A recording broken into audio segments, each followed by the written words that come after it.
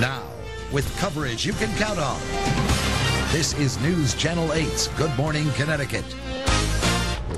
What is your dog learning from, whether you know it or not, and whether you're looking in the right camera or not? While you're rushing around the house trying to get to your next appointment, your dog is watching. They may even be experts on our behaviors by now. And joining us this morning for more on what they're learning from us are Richard and Vicki Horowitz of Barkbusters. Thank you very much for coming in. Good day, Ken. Hope you didn't get too wet in the rainstorms we've got out there.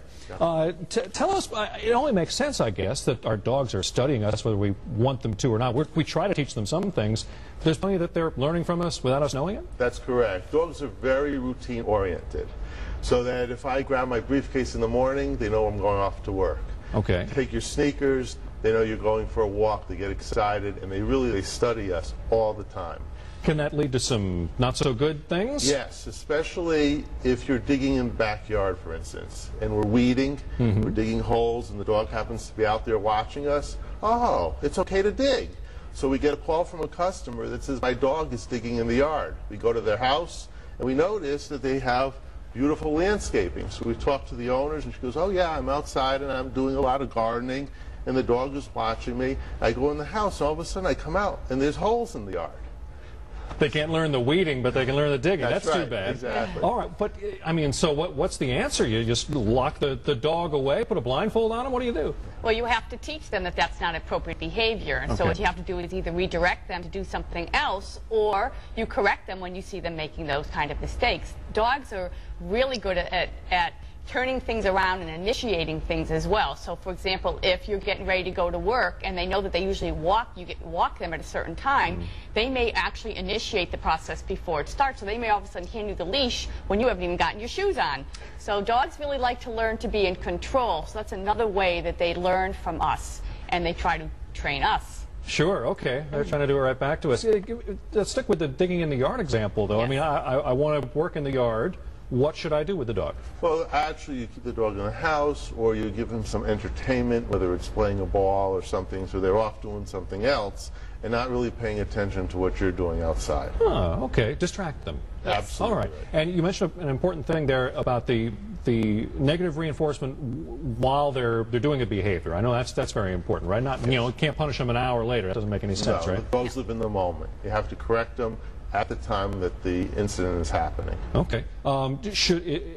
Just general for dog owners out there, some quick things that they should change in their daily routines as they go to work and do all these things? Well, what's really important is that you do change your routines so that your dogs don't learn to predict what you're going to do. Because they're very sequence-driven and routine-driven, you may not put their food down right after you walk them. You may wait and put their food down right before you leave the house. Or if you always, for example, play with them at a certain time during the day, you may want to change that up, because what dogs learn to do is anticipate these things are going to happen, and they start asking you for attention. If you don't put their food bowl down, they'll sit there and they'll look at you and look at the food bowl and look at you and look at the food bowl like, aren't you going to feed me? So it's very important that you let your dogs know that you're the leaders of your pack and that you make all the decisions. Otherwise, they take those jobs over, and then they become very stressed out because they can't handle those responsibilities. Okay, so they crave routine. They'll get stressed out if it's broken, but if there's no routine, Then you have chaos. Then you have chaos, and they will become the leaders of the house, the leaders of the pack. Interesting. Okay, and we want to stay the leaders of the pack. That's the way it works best. Absolutely. Yes, All right. yes. Richard and Vicki of Barkbusters, thank you very much for coming on in here. For more on what you are teaching your dog, log on to our website, WTNH.com. Click on the Good Morning Connecticut Weekend section for all that. Welcome back. Last fall, MyTV9 and News Channel 8 and Barkbusters went out on a hunt for the naughtiest dog. The naughtiest dog challenge was the search for the worst behaved dog in Connecticut, and boy, we think we found it. Joining us from Barkbusters, Richard Horowitz, and we welcome Mark and Marion Phelps from Farmington. Their dog is Ringo, and we say good morning to all of you. Nice to have you here. And Richard, you were telling me during the break, you went out on a pretty extensive search and found all kinds of dogs doing all sorts of stuff, but nobody could top Ringo. That's correct. Ringo had a variety of issues, from jumping to running to the door, to barking, to begging for food, to counter surfing, and the list goes on and on and on. You must be proud.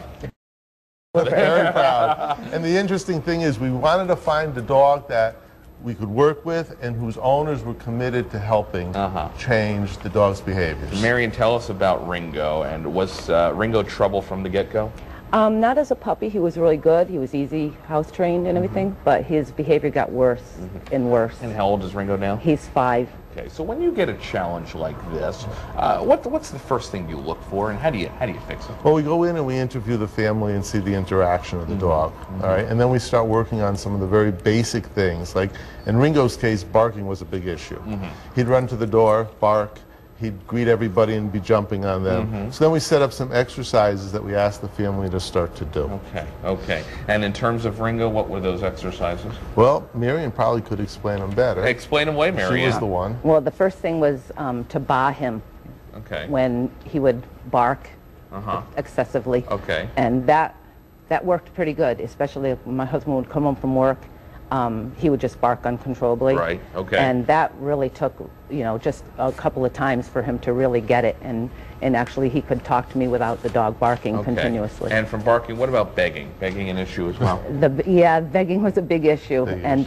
We had to ignore his seeking of, you know, attention. Which is tough to do as a parent, It's very isn't tough. it? Yeah. It's very tough because, you know, you want to just go down and pet him, and it was hard to stop. And now Ringo, after you know, a constant, you know, admonishing, you know, running to the door and kind of curbing that, we could set Ringo down, and Ringo is good to go. Absolutely. He's come a long way. He's not as excitable as he used to be. He settles, and it's easier to get his attention to make him settle down. Is this a permanent thing, Richard, or can a dog regress again? Oh, absolutely. They will regress. Unless the owners are consistent and continually work with their dogs, the dog will always test us. Okay. And he still does. He still tests. Oh, really? Oh, yes. Okay, so it's constant interaction and constant. constant supervision. Yeah.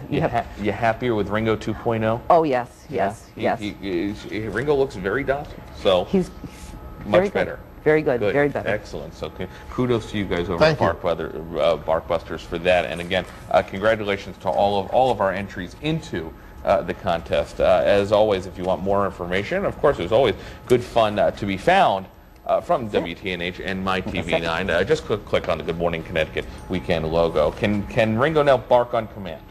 Is the big question. Okay, Ringo, speak, speak, speak. Big, big. He doesn't want to. Okay, but it's much quieter. Well, there you go. So there you go. Proof is in the pudding right there. Mark and Mary, thanks for joining us. Richard Horowitz, as always, a pleasure to see you. Nice to see you. Still ahead on Good Morning Connecticut. We'll take. You can't teach an old dog new tricks. Everybody's heard that, right? Well, apparently that's not always the case. More and more dog owners are going for expert help and getting results. Barking is how Benson, a lovable 3-year-old Cocker Spaniel, greets you at the door. Benson's owners are anxious to correct his nuisance behavior. So who's coming to their rescue? A company called Barkbusters. Vicki and Richard Horowitz are canine behavioral therapists. It's learning to understand and read their body language and to read their signals. All dogs have to have rules. Good boy. Rules reinforced by non-harsh methods. He obeys us much, much better than he has in the past. Free! Oh, very nice. Up next, 5-month-old Coco. Owners Bob and Carmela Petrocelli have their hands full with this Labrador. Change your direction, change your speed. Now, Bob wants to be able to take him for a walk and not have Coco walk him. But distractions can get Coco off track. And they need to know who the leader is. And the owner's the leader. I'm beginning to love her more and more every day. This is all about happy dogs and happy families.